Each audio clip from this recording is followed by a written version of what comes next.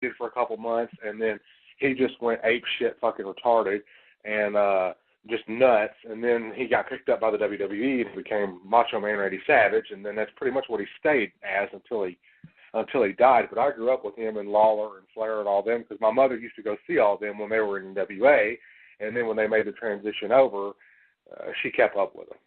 So that's how I awesome. grew up with all. I was always a fan of The Undertaker and like Dr. Isaac Yankem and Papa Shango. You know, I'm old school, very old school when it comes to wrestling. So. Well, Vader just passed away the other day. So I know, that was Vader. so fucking that was sad, man. That was so fucking sad. I mean, that match with Cactus Jack and him, the one that they always reference, it truly was a spectacle for the ages, man. And then Vader popping his eye back in the socket to finish the match. The guy had balls of steel. Yeah, Stan the Man Hansen. Yeah, man. That's and see, that's what I grew up with stuff like that, and Jackie Fargo, and you know all George Animal Steel. I grew up with it because that's what my father and my parents watched, and what they were involved in was the wrestling like that, and then the Disco Kid, and you know all the oldies. Disco Inferno. No, not Disco. The one that had that moniker before Disco Inferno. He was the one. I was just fucking with you. Yeah, I hear you. Yeah, nothing wrong with that. Yeah, man, I tell you what. You know what I have to say about these horror conventions we go to? Fuck Saturdays. On top of everything they said, it was fucking packed, and it wasn't even okay. I feel like the Days of the Dead. The guests that were announced were garbage. I mean, nothing wrong with the guests that were announced. They just weren't big names, really, or at least not names we cared about. Like, I didn't care about meeting Gene Simmons, and I did meet Elvira, just for the fuck of it, just because I wanted to get a Joel Robinson print signed. But, I mean, as far as big names, there weren't a lot of them, I felt like. No, and there's a couple I'm doing where it's like there's not any really horror people there. I'm doing that. I think I'm going to set up and do a signing out there at IC Collectibles Con because the prop museum's going to be there, and I'm going to be up there with William Shatner. And Shatner is not, I'm not a fan of William Shatner's, generally, I guess. I mean, Star Trek is fine, but I'm not, I mean, it's not like, oh my God, it's William Shatner. You know, it's I'm going to go meet him in November or December whenever he comes to Louisville Comic Con because he did 2 Twilight Zones that I really liked. So. Oh, those Nightmare at 20,000 Feet, and then the other one, where it's, I remember. Why don't you guys come see him down there in September where I'm going to be? Y'all can stop by my table and shit and visit. It's right there. I mean, it's Nashville. It's not that fucking, well, it's further than Louisville's right there, obviously, so it would be cheaper, probably easier for you to stay there. But damn it, you guys need to come visit me. Shit. Vic said no. Vic said no. He said no. Well, that's just an excuse for Vic to come see me, and then the three of us go to the Gatlinburg serial killer thing together. That would just be an excuse for us to all go do that. Oh, you mean Pigeon Forge? Yeah. Pigeon Forge, excuse me. Yes, Pigeon Forge, I'm sorry. Yeah. Yes. Yeah. I mean, Blake, you know who else I met while I was at Days of the Dead? I met Cheryl Lee. Cheryl Lee from John Carpenter's Vampires. Oh, yeah. John Carpenter's Vampires, that's another unspoken kind of classic. Have we done a show on John Carpenter's Vampires? Nope, because we've only just done 2 vampire shows that I recall. We've done Lost Boys and we've done 30 Days of Night. Both of which I was on, and both of which were very awesome. Yes. But, yeah, she was cool. She kept talking to Isla, and I just wanted to get, all right, I don't know. Like, whenever I meet these guests, I don't know how to, like, talk to them, so I always just want to get the fuck away from them. I don't want to talk to them, really. I don't. Like, usually it's an in and out. And she kept talking to Isla, and I didn't know what to do about it. It was just like, I mean, that's nice and all, thank you, but now I just feel weird. I don't know how to explain it. Vic, do you ever feel weird when you're talking to these celebrities? Because, you know, they don't give a fuck. And even if they do, like, why?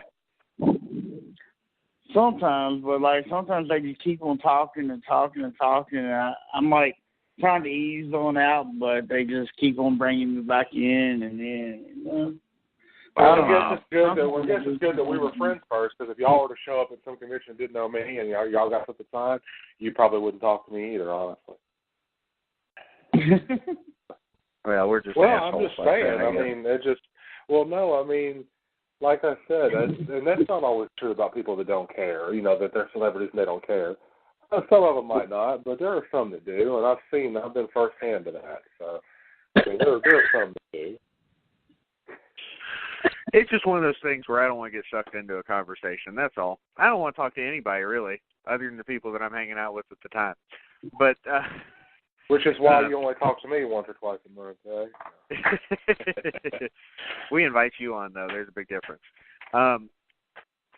Vic, there was I felt like there was a story from Days of the Dead. No, not Days of the Dead. There's a movie. It's not where our horror adventures have necessarily taken us, but it's a movie we went and saw, and I want you to be the man to talk about it. Do you remember? We're talking about Gotti here. Yep, that's the one. And I'm sorry, but John Gotti he should be considered a horror because he was a serial killer. So no matter how you look at it, he killed lots of people. I think they call that organized crime, but that's okay. It's okay. Fair enough. I idolize both of them, so it is what it is.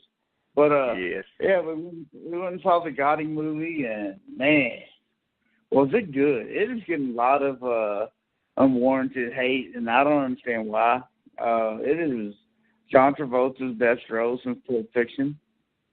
Because it's basically a documentary, but it's in movie format, if that makes sense. And because I grew up, I don't want to say idolizing John Gotti, but idolizing John Gotti. Like, there was a time in school where my teacher asked me what I wanted to be when I grew up, and I said John Gotti. You know what I'm saying? Like John wanted to be Dahmer. Yeah, like I wanted to be John Gotti. Like, to me, it was the American dream. You know what I'm saying? Money, power, and respect. Like, what else could you want? Yeah. But because I feel like I kind of grew up with Gotti, and like the movie was pretty much dead on, like everything about Gotti, and I felt like it was a very powerful movie, if that makes sense. I don't know how you thought about it, but I know you liked it, so I think you thought it was a powerful movie as well. Like, I mean, there were slow points in it, don't get me wrong, just like every gangster movie, but there was something about it where I'd go see it again and again, and it's a movie I want to own. That's for damn sure. I mean, yeah, when it comes down to it, I'd probably give it a 3.5 out of 4, honestly. I fall somewhere in between you and the critics. The critics are completely wrong that it's bad, because it's not bad at all. It's not the greatest thing ever, but at the same time, Travolta, I enjoyed a lot. And I enjoyed the movie a lot. Boy, I tell you what, it is definitely geared toward don't trust the fucking cops type thing. And it was good. It was good. I don't want to take away from that. It was a really good movie, and it's worth seeing. And I don't know what people are talking about not liking it. I don't know what they're looking for. You know what I mean? Like, I heard people complaining, like, who's the hero in the story? What? It's a fucking mob movie. There's nobody that's the hero. It's not the cops. Cops aren't always heroes just because they're the cops, just so you know. Everybody dies, you know what I'm saying? There is no happy ending there. Exactly. But yeah, I mean, it's worth seeing. So Gotti, check it out if you get the chance. Blake, I guess you'll probably have to wait because we got lucky to watch it when we did. What do you mean? Well, it only came out at AMC theaters in our area, so it was one theater, even though we've got like 8 or 9 We've got an theaters. AMC out here. I got an AMC gift card for Christmas. It's like $50 or $60, I think. So I'll use that some bitch eventually. Yeah. I was going to say, otherwise, of course it's not at Cinemark. They don't play shit. They always play like 4 movies. You know what I'm saying? It's always like the big movies that are out, but they don't ever play anything else. And in fact, let me just tell you, AMC is still playing Gotti around here, so that's good. It is. And it had a lot of previews for some other independent films that I want to go see, like White Boy Rick. I'm excited to see that. You can't say that. I want to see the Black Klansman. You can't say that. That's why? No, you can't say that. Why? Because Black and Klansman don't go together. What about John Black? Is he a Klansman? I don't know. Maybe.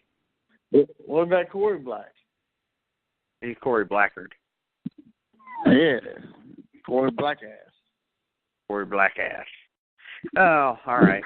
So anyway, next week we're going to be talking about Vic's favorite subject, The Twilight Zone. He's got maybe the worst episode of all time. That means I got to watch some. That means I have to watch some of them. You do. And what's funny is Sci-Fi, a bunch of assholes, aren't even playing the Twilight Zone Marathon this year. Instead, they're playing some shitty series about Freddy Krueger or something like that. I don't know. Something like that. some marathon of some dude with clouds. I hope they play the remake all day. Oh, God. And there'd be people jumping off their fucking roof. Oh, that'd be great. Yeah, but anyway, so that's actually film. And don't get me wrong, I have no problem with Nightmare on Elm Street. I just hate the fact that they're like replacing Twilight Zone with it, because that's kind of like a staple of July 4th. But oh well, I can watch it on Netflix, and that's where I assume we'll all probably be watching these movies anyway, or these shows. There's 3 of them. Vic got lucky enough to get the best one. He got possibly the worst Twilight Zone of all time, and that is called Mr. Dingle the Strong. A timid vacuum cleaner salesman is given the strength of 300 men by some experimenting aliens. And then I get The Big Tall Wish, which is about an aging boxer who finds himself the winner of a match he thought he had lost, which is the result of 6-year-old's frantic wish. But can a world-weary, embittered man still believe in miracles, or will he turn his back on it? It's a good one, and we'll see how we feel about it after the fact. And then The Hunt is Blake's, which is upon returning from a coon hunt, yes, I said coon, Vic, sorry, Hyder Simpson discovers that no one can see or hear him because he has gone somewhere else. Anyway, Vic got fucked on this deal, so I apologize, Vic. Maybe you'll get lucky next year. We're still watching Mr. Dingle the Strong with you, so don't you know what I mean? We're gonna suffer with you. Yeah, I'm gonna look at Mr. Dingle. Yeah, I'm gonna look at that one. Vic's gonna be sitting there fucking reading Cliff Notes of the show. Wait a minute. Vic can read? What? Sometimes he does. He chooses not to. I'm not gonna front. I'm not a big fan of the reading. No, he's not at all. Well, lucky for you guys, there's going to be so many color photos in this new book, so you won't have to read anything you don't want to. You'll just get to look at all the pretty pictures. You're a good man, Blake. You're a good man. And so since Blake brought it up, July 10th is 1983. Top 10 horror movies in 1983. And good luck putting a list together, because it's going to be fucking ugly. But I'm just going to randomly pick shit I've never seen just because there's lackluster amounts of horror in the American cinema. Lackluster indeed. And you can tell that from our polls that are going up. I was going to put Jaws 3D in the polls, but it was like a 3.7 on IMDb, and I was like, never mind. Fuck Jaws 3D. I've seen Jaws 3D, but it's been some time, and it wasn't that great. But no, but I mean, look at the choices you have. Yeah, I know.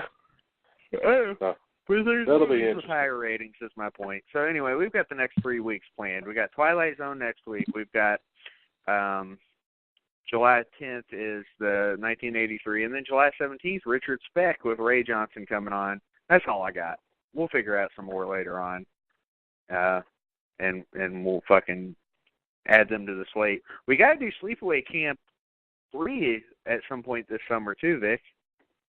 Yes, we do. Yes, we do. Let's say we do that July 24th.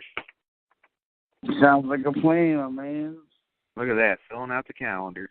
Sleepaway Camp 3. All right, good deal. Well, that's all I got for this week. Actually, Vic, you'd be proud of me, buddy. Well, maybe you weren't. You knew I was, walking around at, 6 a.m. this morning, getting some exercise. I've got severe blisters all over my feet from that 3-mile walk. I don't think I should be proud of that. Why would I be proud of that, sir? Why not? Okay. I mean, good job then. Congrats. You act like I was talking about my sack or something.